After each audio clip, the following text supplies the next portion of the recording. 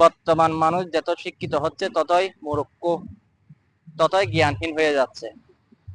একটি দোকান দেওয়ার সময় মানুষ সেটা উদ্বোধন করে কোরআন তেলাওয়াত দিয়ে, ভালো কিছু কাজ করে, অন্ততপক্ষে একজন আলেম এনে দোয়ার মাধ্যমে সেই দোকান উদ্বোধন করা হয়। কিন্তু মানুষ এত বড় একটি জীবনের সিদ্ধান্ত, সেটা হলো বিয়ে।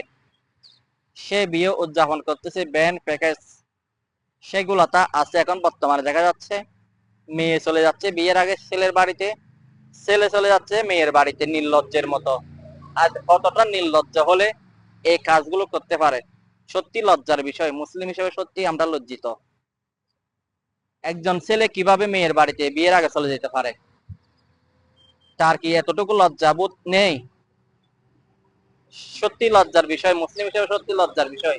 যার জন্য মুসলিমদের এই করুণ পরিণতি, যার জন্য মুসলিমরা সব জায়গায় নির্যাতিত হচ্ছে, কারণ মুসলিমদের মধ্যে সেই ইমানের তেজ, সেই ইমানের মূল্যায়ন নেই।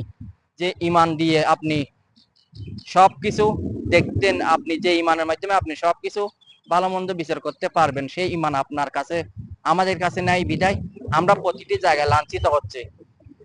কোনো মুনাফেক, কোনো ইহুদি নাসারা যদি যে কাজ করে সেটা যদি মুসলিমদের কাছে ভালো লাগে, তাহলে মনে করতে হবে আপনার ইমান থাকার চেয়ে না থাকাই উত্তম ছিল, কারণ আপনার ইমান আপনাকে খারাপ কাজ থেকে বাধা দিতে পারতেছে না।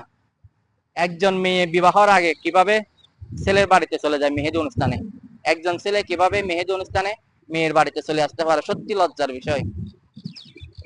এই কাজগুলো 5-10 বছর আগে ছিল না। যত আধুনিক হচ্ছে ততই দুনিয়া ধ্বংসের দিকে চলে যাচ্ছে, এটাই বাস্তব। আপনি হাজার অজুহাত, হাজার কিছু বললেও আপনি সেই অপরাধ থেকে পালাতে পারবেন না।